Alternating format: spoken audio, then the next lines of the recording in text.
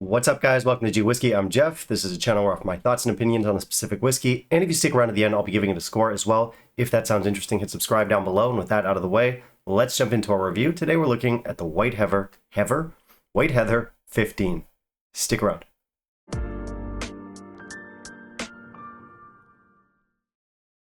Alright, so we're looking at a blend today. I've got the White Heather 15 with me. This one is a popular one. I think maybe a little bit more popular last year when it got nominated for an OSWA for Best Blended Whiskey. No nomination this year, but still, unlike me, this enjoys a good reputation and people seem to like it. If you don't know anything about White Heather, this is a blended line from Glenallachie. You've probably heard the name Billy Walker before. He's the master distiller, master blender, master Jedi over at Glenallachie, and he did this stuff too. So naturally, we do have some Glenallachie in the mix for this one. I'm not sure what else. According to the website, it's a blend of malt and grain whiskies from all over Scotland. Our single malts come from Speyside, Islay, and the Northern Highlands. This stuff is 15 years old, obviously. Apparently there's a little bit of peat in here. There's not too much details on the label or the box or even the website about production. A bit of digging online, I found that it's got a 3-year finish, and that finish included virgin oak casks, Oloroso casks, and PX casks. And that's very much on brand for Billy Walker. He likes a lot of busy casks, active casks, sherry casks, so no reason to assume this one would be any different. We can expect a lot of big, bold sherry flavors here. Yeah, Billy Walker, man. Definitely pours sherry in his Cheerios. Anyway, according to the label, this is made with an exceptional degree of craft and care, which is admirable. I typically do things with an average to below average degree of craft and care, so I do respect that. Again, pretty well received stuff, so let's not waste any more time. Let's jump into our review. In the meantime, if you'll kindly leave a like down below, that'd be greatly appreciated. So this one comes in at 46%. It's non-chill filtered and our color is natural. So we've got a craft blend here, which I'm happy to say is something we see more and more of in recent years. So, hooray. Okay, so for presentation, we've got our shouldered bottle here, which is based on the old White Heather line from way back in the day. In terms of like look of the label and the fonts and the design and everything, I think it's just okay. It is unique and it does kind of stand out on the shelf, but it's not really my aesthetic. So for looks, we'll give this 2.5 out of 5. It does say non-chill filtered and natural color front and center on the label, which is nice. On the back, we do get some tasting notes. There's not much about like the casks or the production or anything, but that's fine. All the basic information that we need is there. The bottle looks okay, so yeah. So I did not add any water to this. On the nose, we get some pretty big, pretty straightforward sherry notes here, which I suppose is expected. I get stuff like raisins, plums, cinnamon, salted caramel. There's orange oil, there's orange zest, there's candied apples, there's some oak, there's even a little bit of earthiness in here. Again, very typical sherry. I don't get any of the peat that they mentioned. Apparently there's some peated whiskey in this. I don't get any of that on the nose. On the palate and finish, this is big, it's full-bodied, we've got a nice texture. It's sweet sherry up front. I get lots of spices, fruit, and salted caramel. This is also gently floral. We get some heathery notes in here, which I guess is appropriate. There's also raisins, dates, almonds, sweet cherries. There's also sweet dried red fruits. There's a touch of leather in this. There's orange peel, there's cloves, there's herbs. Like the nose, I'm really not getting a lot of peat in this, although we do have some kind of like salty coastal elements in the finish.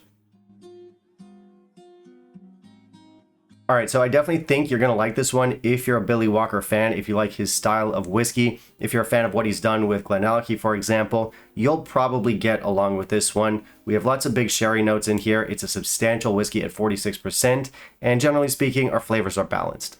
Also, if you're usually dismissive of blends, I do think this is a good one to try.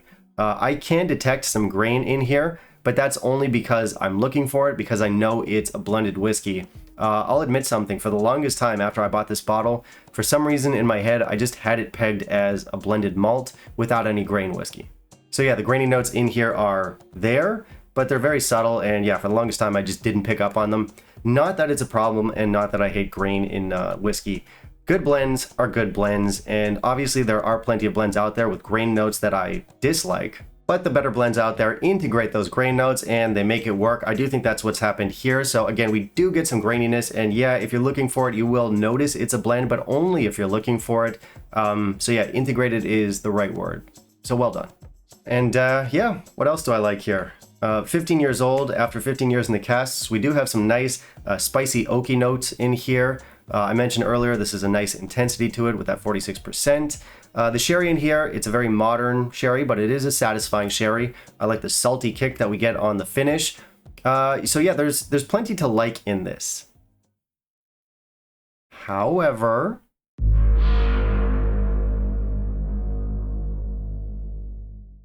this is not a whiskey that I love. I think it is very well made, and I think if you're a fan of Billy Walker, and I think if you're a fan of Glenallachie and that style of whiskey, then you can take what I'm about to say with a grain of salt, but I'm going to give this the dreaded G whiskey label of technically perfect.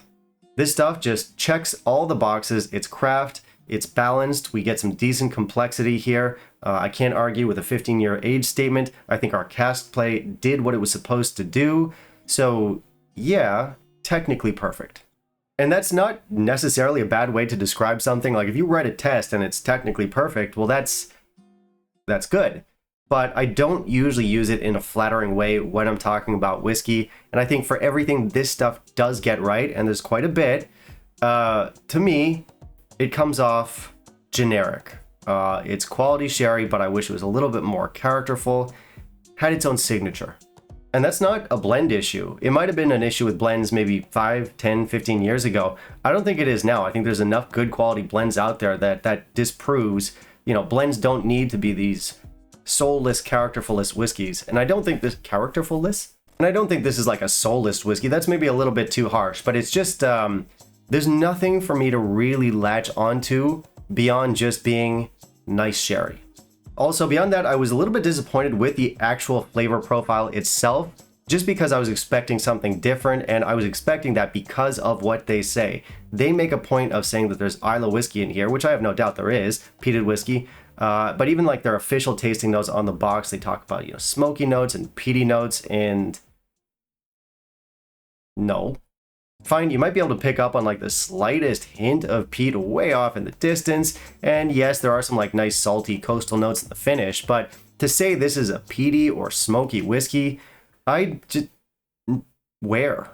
Not that this would like need to be peated in order to be a good whiskey, but it's just, they kind of talk it up, and I was expecting it, and when I didn't get it, I was a bit disappointed, that's all. Anyway. What this is just a straight up sherried whiskey as far as I'm concerned, and I do think it's a competent one. I don't think it's a particularly interesting or characterful one, but yeah, I mean, again, I've said this like 3 times now. If you like the Glenallachie Billy Walker style signature, this will work. For me, as far as I'm concerned, I'll land on 83 for this one. It's not a bad score, but it's not a good score. Overall, I think the whiskey is perfectly decent, but generally quite forgettable. You might not, again, take it with a grain of salt. If you like your just straightforward sherried whiskeys that maybe don't say too much, but they hit right, and they get the job done, this should work for you. All right, for value, I think it's a decent value. Because I don't love the whiskey, I'm not going to buy it again, but I think a lot of you will be perfectly fine with the price and what you're getting for the price. After all, we do have a nice age statement. It is craft presented. It is full and bodied and rich. And that, of course, those are good things. So yeah, I mean, the value's not bad, and certainly the whiskey's not bad. It's just a matter of what style you gravitate towards. And if this is your style, then you'll probably think it's worth it. I paid 60 US, so roughly like 50 pounds or so. So that depends on you and how interested you are in this bottle. You might think it's worth it. All right, that's it for me today, guys. Thank you very much for watching. If you want to help out the channel, I do have the Patreon. Otherwise, you can like, comment, subscribe. Always appreciated. And of course, I do want to hear from you. Have you tried our White Heather 15? What were your thoughts on it? Let me know down below. Finally, down below in the comments, you can tell me what you want to see me review next, and I'll keep it in mind for my upcoming reviews. Bye, guys.